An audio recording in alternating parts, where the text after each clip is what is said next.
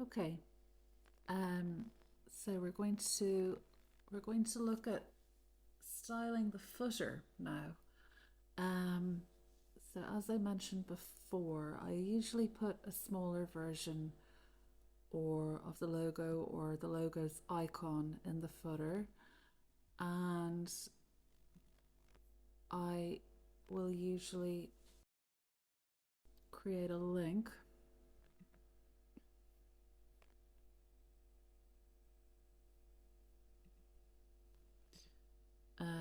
that acts as a home link as well, an intuitive home link. Um,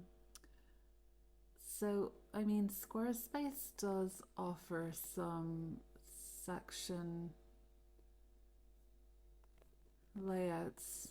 Sometimes they're useful. Um, I generally go for something quite simple for the footer. Um, you will need to put a link to your legal pages down here. So it depends on how large the website is, but if it's a general business website,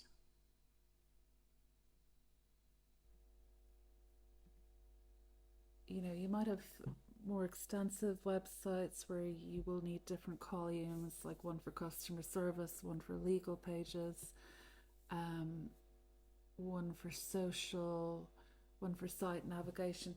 But in general, I would just do something like this: terms of use, or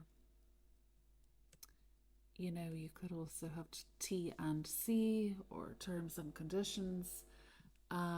Privacy policy, very important. It's always best to check out your country's GDPR rules. Some people have a separate cookie policy page, um, but a lot of businesses just outline their use of cookies in their privacy policy. Some countries require two separate pages, um, but I think for the most part you can include both within the privacy policy. And I will mention that people generally don't think about their legal pages, but you do need them. I mean, every website needs them, and it's your own interest, and it's also a legal requirement. Um, and full disclaimer, I am not a lawyer, so I'm always very hesitant to give advice about these, but I would recommend either you speak to a lawyer or you can adapt. There are plenty of websites with legal templates available for purchase. Some of them are free as long as you credit the provider.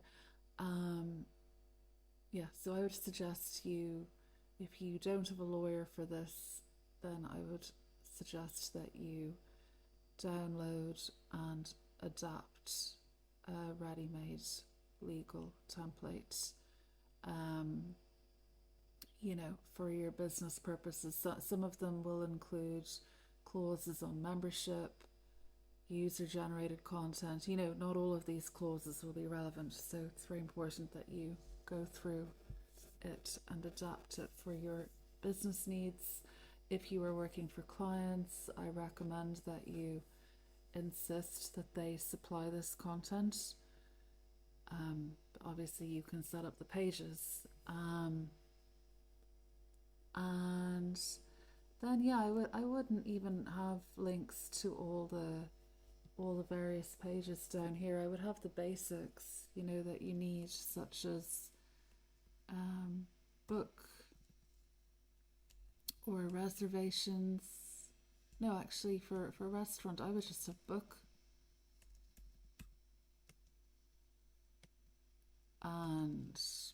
contact.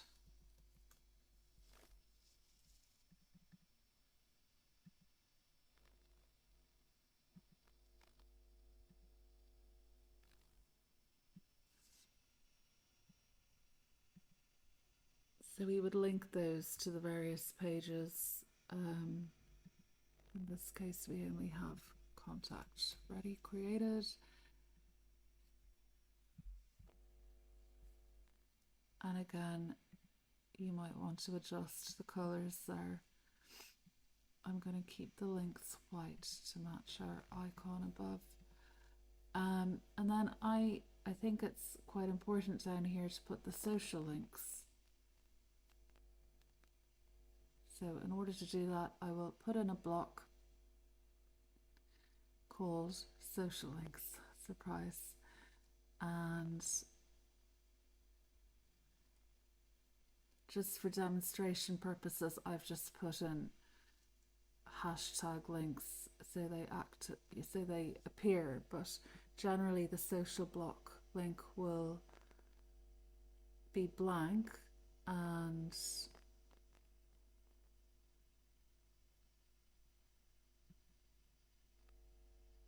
you just need to put in the link to your account.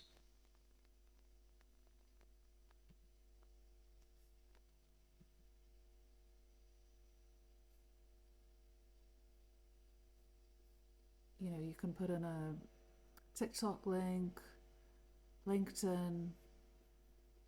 Generally, Squarespace is connected to most of the platforms, Pinterest. So once you put in your profile link, it will show, and then you can change the size of these icons, the alignment, and all of that under the design tab here. You can style them. I generally go for the classic.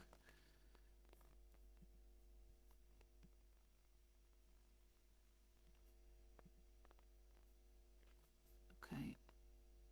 And obviously you have to make sure your spacing is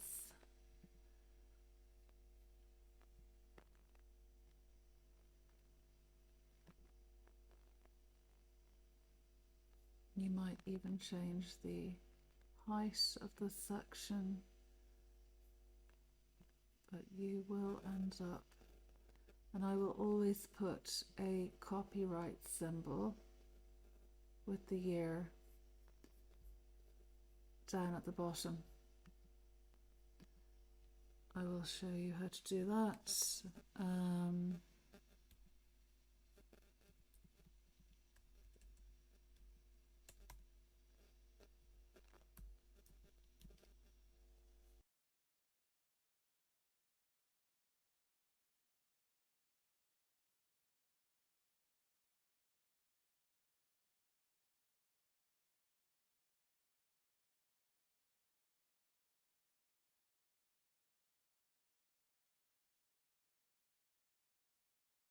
So you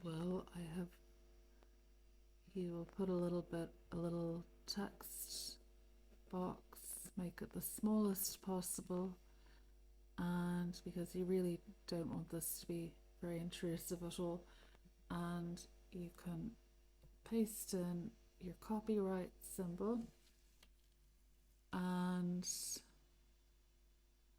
the year of publication and the name of the business or company. So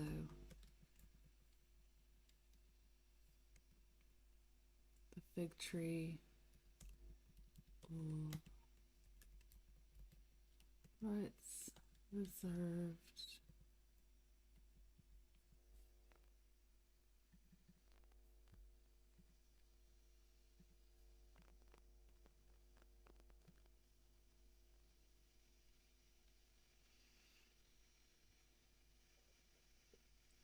So I would put that, sorry, it's not behaving right now, but I would put that down at the bottom.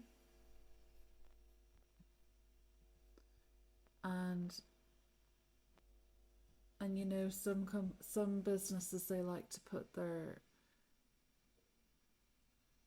their address along there. You know, it's really up to you. So you might want to put your street address, your telephone number. You know, it really depends on the nature of the business. I think for a restaurant, it's obviously useful to have the address site wide across the footer.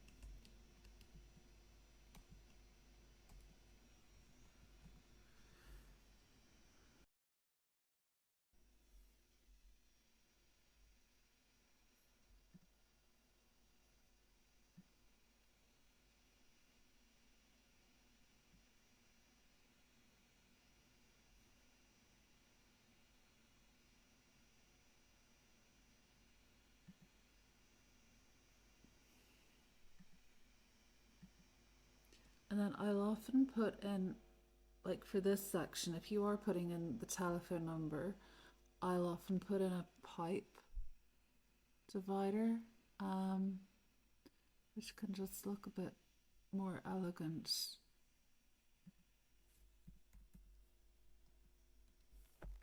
It can look more elegant than an M dash for the footer of the website.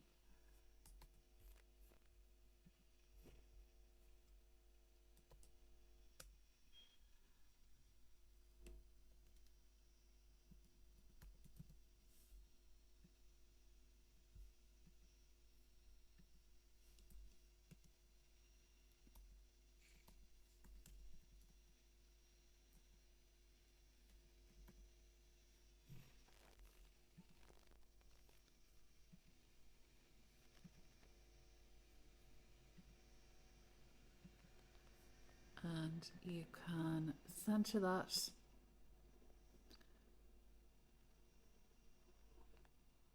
And then one thing, if you ever have text blocks too close to each other, it's important to note that the links won't be clickable if one is above the other. So in order to make sure that's at the bottom, we click on that symbol. And we will bring this down a notch. Oh, sorry, the wrong one.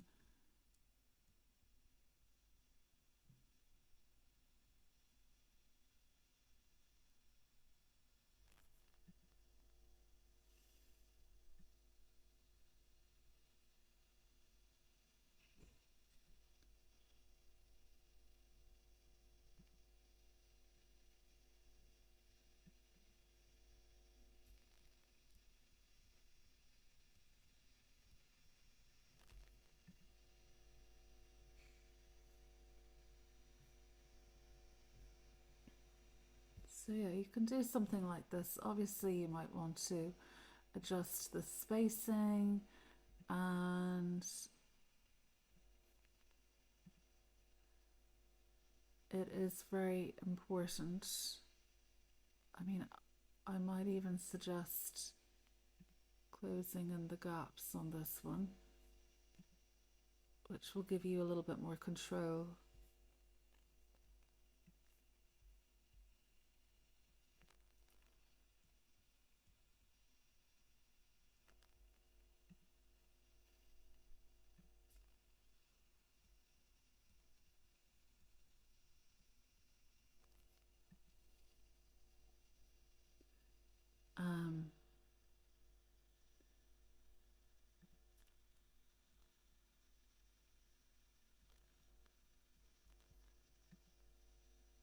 And then it's obviously very important to check the spacing in the mobile for this.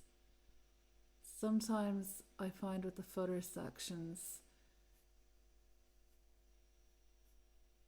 depending on the website's needs, sometimes I find the best way is to have separate mobile and desktop footer sections that swap out depending on the device, and I will teach you how to create that in another module. But for example, this is not working because we don't want the post code going on to a second line. So in this case, we might just use a smaller font, or we might just, and then spread that out across.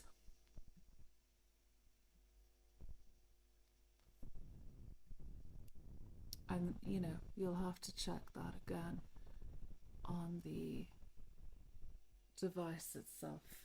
But that can all take a little bit of adjusting, or you may end up making the paragraph font a notch smaller in your styling panel.